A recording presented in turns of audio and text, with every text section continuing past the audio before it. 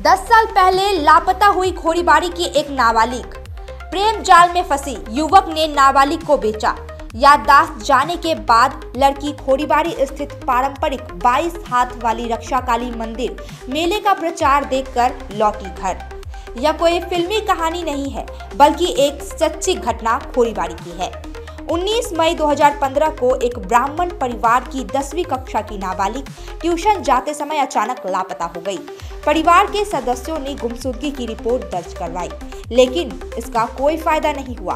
प्रशासन नाबालिग तक नहीं पहुंच सकी। जो लड़की अंततः गायब हो गई थी, उसे खोरीबाड़ी स्थित पारंपरिक 22 हाथ वाली रक्षाकाली मंदिर में पूजा की खबर देखकर घर की याद आ गई। युवती की याददाश्त चली गई थी। फिर युवती ने समाचार में दिए गए फोन नंबर पर संपर्क किया। इसके बाद लापता लड़की की मां से संपर्क किया गया। उसकी मां ने खोरीबाड़ी पुलिस स्टेशन में संपर्क किया और उसे दिल्ली से 5 घंटे दूर एक गांव से छुड़ाकर लाया गया। आखिरकार खुलासा हुआ कि लड़की लापता नहीं हुई थी, उसे नशीला पदार्थ देकर बेच दिया गया था। जब लड़की से बात की गई तो पता चला कि घटना में 4 लोग शामिल थे। प्रेमी ने नाबालिग के साथ संबंध बनाए और उसे नशीला पदार्थ खिलाकर बेच दिया। खोरीबाड़ी पुलिस में 4 लोगों के खिलाफ नाबालिग को बेचने का मामला दर्ज कराया गया है। परिवार की ओर से आरोपियों को कड़ी सजा देने की मांग की जा रही है। दूसरी ओर 10 साल पहले लापता हुई लड़की देवी रक्षा काली की मंदिर प्रचार देखकर घर लौट आई है। रक्षा काली पूजा समिति के अध्यक्ष प्रभात मंडल ने कहा कि यह साबित हो गया है कि मां जागृत है, जो यह पूजा सफल हो रही है। স্কুলের থেকে একটা মেয়ে ছিল আর কি, যে আমার ক্লাসমেট ছিল। তখন বলতো আমার ইচ্ছা হয় না যে ক্লাসমেট আমার সাথে এরকম করবে। ক্লাসের মেয়ে নিয়ে এমন ধোকা দিবে। একটু পড়াশোনার জন্য গেছিলাম বাইরে, বলছে চল ঘুরতে যাই। ওখান থেকে বাতাস অব্দি নিয়ে গেছিল, জল টুল খাওয়াছিল। তারপরে যাই না জলের মধ্যে কি ছিল, বেহুশ করে নিয়ে চলে গেছিল। যখন হোশ আসলো আরেক জায়গায় দেখলাম আরো একটা ছেলে ছিল, ওর নাম বিবেক ছিল, এখানকারই ছিল আর কি, খড়িবাড়ির থেকে। আর একটু আগে যখন আরো অনেক পরে হোশ আসছে, তারপরে দেখলাম ওখানে আরো একটা ছেলে ছিল, পরিপরিদোষ নামে। তারপরে আবার জানি কি ইটি খাওয়া ছিল, বেহুশ ছিল। তারপরে অনেক পরে যেমন হয়তো আমি এখানে ছিলাম না, যেখানে গিয়েছিলাম নিয়ে গেছিল হাসপাতালের মধ্যে, তো ওষুধ আসছিল। তো আমার পরিচয়টা অন্য দিছিল আর কি। তারা এত কিছু মনেই ছিল না কি হয়েছে আমার সাথে, কে কোথায় কি নিয়ে গেছে জানতে পারি। শেষ যখন আমি ওখানে গেছিলাম হরিয়ানায় যাওয়ার পরে, তখন আমার হোস্টটা ছিল, কিন্তু আমার পরিচয় আলাদা দিছিল। ওখানে সবাই আমার পরিচয় ছিল না, আমার নামটাই বুঝতে পারিনি। নামটাও জানি, আমি সব স্মৃতি হারাই গেছিল। তো আমি তো জিজ্ঞেস করলাম আমার নামটা কি, তো আলাদা আলাদা সবকিছু বলছিল। আমি ক্লাস 9 থেকে 10 উঠছিলাম। হরিয়ানা আমার সাথে অনেক কিছু হয়েছে, আমি বলে বোঝাতে পারবো না। বিয়ে তো হয়নি, তো বিয়ে হয়নি জোর জবরদস্তি আর কি। আমি এসব কথা বলতে চাই না। হ্যাঁ, এখন ভালো লাগছে। আমি এটুকুই চাই, যদি তোমরা করতে পারো, যারা আমার সাথে ছিল এমন করছে, ওদের একটু শাস্তি হওয়া যায়। ব্যাস, এখন আমার সাথে হয়েছে, আগে যেন আর অন্য কোনো মেয়ের সাথে না হয়। ওখান থেকে আমার মাও গেছিল, থানার সাথে যোগাযোগ করার পরে তারপরে নিয়ে আসছে। তো আমি ইউটিউবে দেখছিলাম, যেমন ফেসবুকের মাধ্যমে কালীবাড়ির মেলা হচ্ছিল, তো ওইটা ইউটিউবের দ্বারা কেউ পাঠিয়েছিল, শিলিগুড়ির থেকে কোনো ছেলে। তো ওই ছেলেটাকে দেখার পর আমি ওকে বললাম যে ভাই তুই কোথাকার, এমন বললাম খড়িবাড়ি না শিলিগুড়ির। তো আমি বললাম ভাই এমন এমন করে প্রবলেম আছে, তুমি একটু সাহায্য করতে পারে করো, খড়িবাড়ি থানা যোগাযোগ করা দাও। তো ওই ভাইটা ভালো ছিল, যোগাযোগ করাইছে, আপন ভাইবি করছে। তো আধার কার্ডটা চাইছিল, দিছিলাম। তারপর যোগাযোগ করেছে খড়িবাড়ি থানায়, ওখান থেকে মা নিয়ে আসছিল। তারপরে ওখান থেকে মার সাথে যোগাযোগ হয়েছে থানা। ওর কি হয়েছিল, যেমন আমি তো বাড়িতে থাকতাম না, আমার মা, আমার ভাই, আমার বাবা এখানে থাকতো। তো আমার মেয়েটা আমার বাবার বাড়িতেই থাকতো, থাকে এখানেই পড়াশোনা করতো। আর সেই কৃষ্ণকান্তা স্কুলে পড়তো। তো পড়ার সময় ওইখানে সেই ক্লাস 5 থেকে মানে 9 অবধি একটা বান্ধবী ছিল ওদিকে। তো সবসময় আমাদের বাড়িতে আসা যাওয়াও করতো, ও যাইতো। তো সেই বান্ধবী সূত্রেই মানে আর কি যা হয়, মানে চল ঘুরতে যাই বা কিছু ওরকম গেছে, ঘুরতে নিয়ে গেছে।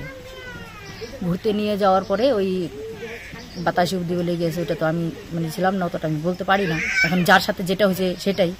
3 দিন পরে আবার আমরা খবর শুনলাম যে ওই মেয়েটাকে নিয়ে আসছে, ওর বাবা গিয়ে নিয়ে আসছে, আর আমার মেয়েকে নিয়ে আসে নাই। তো তাহলে আমরা তো বুঝতে পারলাম যে আমার মেয়ের সাথে কোনো একটা ঘটনা ঘটাইছে বলেই নিয়ে আসে নাই। তাহলে তো নিয়েই আসতো, যদি ভাইগে যেত তাহলে তো দুজনই চলে যেত, তো একজন তো আর ফিরে আসতো না। আর ওর বাবা তাহলে ওইখানকার ঠিকানা জানতো না। তো ওইভাবেই যেমন পরে আমরা ওদের নামে একটা কমপ্লেন করি। কমপ্লেন করার পরে ওদের ফের পুলিশ যায় ওদের বাড়িতে, যায় ওদের জিজ্ঞাসা করে, ওরা মানে বলে না যে আমরা নিয়ে গেছি। তখন যখন আবার পুলিশ শক্ত করে চাপ দিল, তখন বলে যে না, হ্যাঁ আমরা মানে অমুক জায়গায় নিয়ে গেছি, ওরা কোথায় একটা হাসখাওয়া জায়গা আছে ওদিকে বলে ওইখানে নিয়ে গেছে। ওরা যেখানে যেখানে নিয়ে গেছিলো পুলিশ করে ওইখানে এখানে নিয়ে গেছে, আর ওইখান গিয়ে ওইখান থেকে পায় নাই। তারপরে আবার ওইখান থেকে আবার একটা খড়িবাড়ির ছেলে আসামে থাকে, ওই আসাম থেকে ওই ছেলেটাকেও ধরছে। এবং ওর সাথে আরেকটা বন্ধু ছিল, ওকে ধরে আমাদের খড়িবাড়িতে নিয়ে আসছিল। নামে কমপ্লেন আমরা দিয়েছি 4 জনের নামে। 4 জনকে ধরেছিল? 4 জনকে, মানে ওদের 2 জনকে ধরছিল, আর বাকি এই 2 জনকে ধরে নাই বলে মানে মেয়ে মানুষ মানে মানে ক্লিয়ার হয় না। ওরা ভাবছে মানে আমরা আবার দিল্লিতে থাকি, তো ভাবছে ওর মা নিয়ে গেছে, ওর মা নিয়ে অন্য জায়গায় বিয়ে দিয়ে দিছে, মানে মানে সবসময় দুষ্টা মানে আমাদেরকেই চাপাই দিব। সে তো 2015-তে, মানে ওই যে তখন থেকেই বললাম না, 2015-তেই ওই ঘটনাটা হওয়ার পরে থেকেই। আর ওই যে ওরকমই ওরা বলতো, আর আমরা তো জানি যে না, কিছু একটা অঘটন ঘটাই দিছে, ওর জন্য আসতে পারে না। কারোর সাথে ভাইগে গেলে 2 মাস 4 মাস 6 মাস 1 বছর তারপর তো একটু যোগাযোগ করার চেষ্টা করতো। আমাদের সাথে আর কোনো যোগাযোগ ছিল না। আর এই যে এত দিনের মধ্যে, এই যে কালী মেলার পরে কি এই যে 15-16 দিন আগে মানে ওইভাবে ও যোগাযোগ করছে। কিভাবে যোগাযোগ করছে? মানে কারা ওই যে মোবাইলে, ফেসবুকে, আমি তো অত কিছু জানি না। যারা মানে ঘাটতে পারে মোবাইল, তারা তো অনেক কিছুই জানে। তো ওইভাবে মানে আর কি দেখছে কি আমাদের বড় কালী মেলার মানে মায়ের ফটোটা আছে। তারপরে বলছে, ভাই তুমি মানে কোথায় থেকে বলতেছো, মানে ফোন লাগাইছে ওইভাবে যোগাযোগ করে। বলছে আমি শিলিগুড়ি থেকে বলতেছি। তখন ওকে পুরো ঘটনাটা বলছে যে ভাই আমার সাথে এরকম এরকম হয়েছে, আমাকে একটু খড়িবাড়ির নাম্বারটা দাও না, তাহলে আমার হেল্প হবে। তো ওই ছেলেটা মানে থানাতে যোগাযোগ যেভাবে করাই দিছে, করানোর পরে তারপরে থানার পুলিশ আবার আমার মেয়ের সাথে কথা বলছে। বলার পরে আবার আমাকে আবার বললো যে আপনার মেয়ের খোঁজ পাওয়া গেছে, তাহলে দেখেন মানে আমরাও দেখি, আপনিও একটু চেষ্টা করেন। তখন আমার সাথেও কথা বলাই দিছে।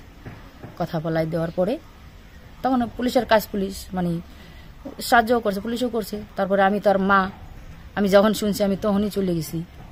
এখানে আসা হইলো আমরা 31 তারিখে আসছি জানুয়ারি। পুলিশও আগেই ওগুলা সব জানাইছে পুলিশকেও যে আমার সাথে এরকম এরকম হয়েছে। তখন আপনি তো ওই যে নিয়ে গেছে বন্ধু বান্ধব। এখন কি বাচ্চা আছে? হ্যাঁ, একটা মেয়ে আছে। এখন আমরা চাচ্ছি যে যারা এরকম করছে কাজ, ভবিষ্যতে যেন আর কারোর সাথে না হয়, কোনো মায়ের কুল যেন খালি না হয়, মানে কোনো মা যেন এরকম 11 বছর শাস্তি না পায়, বা কোনো মায়ের সন্তানও যেন এরকম দূরে থাইকা কোনো শাস্তি ভোগ না করে।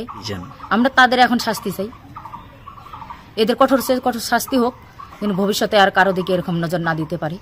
খড়িবাড়ি এলাকায় আপনাদের এই পুজোর এবারকার প্রচার দেখে একটি মেয়ে বাড়ি ফিরলো। আপনাদের এলাকার মেয়ে কেমন লাগছে আর কি অনুভূতি? না, বিষয়টা সত্যি কথা বলতে খুবই ভালো লাগছে যে আমাদের এলাকারই একটি মেয়ে, আমি খবর পেয়েছি, ওর মা আমার সাথে যোগাযোগ করেছিল যে গত 2015 সালে মেয়েটি নিখোঁজ হয়ে যায় বা হারিয়ে যায়। আর তারপরে কোথায় ছিল তারাও বাড়ির লোক সন্ধান পায়নি, মেয়েটিও খবর দিতে পারেনি। কিন্তু এই যে এই বছর যে আমাদের পুজো গেল, 14 তারিখে পুজো গেল, এবং 15, 16, 17 3 দিন বিশাল মেলা ছিল। সেই মেলাতে বিভিন্ন ইউটিউবাররা এসছে, বিভিন্ন সমাজ মাধ্যমের কর্মীরা এসছে, বিভিন্ন চ্যানেল লোকজন এসছে। এই পুজো এবং মেলার খবর ব্যাপকভাবে এবার প্রচার হয়েছিল। ব্যাপক প্রচারের ছবি ওই মেয়েটার কাছে কোনোরকমভাবে গেছে। যাওয়ার পর ও চিনতে পেরেছে, বুঝতে পেরেছে এটা আমার এলাকার, মানে আমাদের বাড়ির আশেপাশে মেলা, আমাদের বাড়ির আশেপাশের পুজো। তখন যে মানে সমাজ মাধ্যমের যে ফটোগ্রাফি দেখে ও চিনতে পেরেছে, ও যোগাযোগ করে সেই নাম্বার উদ্ধার করে এবং পরবর্তী সময় খড়িবাড়ি পিএসকে জানায়। এবং তারপরে আমরা যেটা জানতে পারলাম যে খড়িবাড়ি পিএসের পুলিশ প্রশাসনের সহযোগিতায় সেই মেয়েটি বাড়িতে ফিরে এসছে। এটা সত্যি খুব ভালো একটা ব্যাপার, খুব আমাদের মনে একটা আনন্দ যে আমাদের মায়ের যে মূর্তি বা মায়ের যে পুজো, এটা যে জাগ্রত তার একটা মানে প্রমাণ পাওয়া গেল, একদম হাতে নাতে একটা জ্বলন্ত প্রমাণ আমরা পেলাম, এটুকুই আমরা বলতে পারি। আপনার নাম? আমার নাম প্রভাত মণ্ডল, আমি মন্দির পরিচালন কমিটির সভাপতি, আমার পাশে আছে শ্যামল মণ্ডল, মন্দির পরিচালন কমিটির সহসভাপতি, আমার পাশে আছে ইন্দ্রজিৎ মণ্ডল, এ হচ্ছে মন্দির পরিচালন কমিটির সম্পাদক। क्या आप विश्वास करेंगे? ब्रांडेड फर्नीचर अब खरीदें, बाद में पेमेंट। बाय नाउ पे लेटर, वो भी नो कॉस्ट EMI पर। साथ ही 55% का धमाकेदार डिस्काउंट। इस फेस्टिव सीजन में अपने मनपसंद या कस्टमाइज्ड फर्नीचर को घर लाएं बिना किसी पेमेंट के। हमारा विशाल शोरूम आपका इंतजार कर रहा है। सिलेक्शन फर्नीचर, आपके घर का सबसे सुंदर हिस्सा। Orchid Building opposite Vega Mall, 3rd mile next to Zudio, below Tata Motors, Siliguri. Call 9735611336। Sorry पापा, मेरा सिलेक्शन नहीं हुआ। इट्स ओके बेटा, चलो दोबारा मेहनत करते हैं। सूर्या है, सुकून है। Are you looking for a best boarding school in West Bengal? We got you. Welcome to Mayur School, Siliguri. In collaboration with Mayo College General Council, Ajmer. Why Mayur?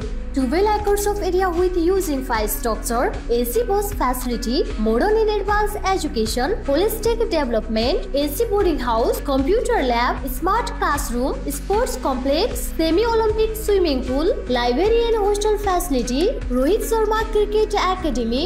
Admission open for new session 2025 and 2026. Pre-primary, nursery, LKG, UKG and class 1 to 8. Scholarship up to 30% off on tuition fee.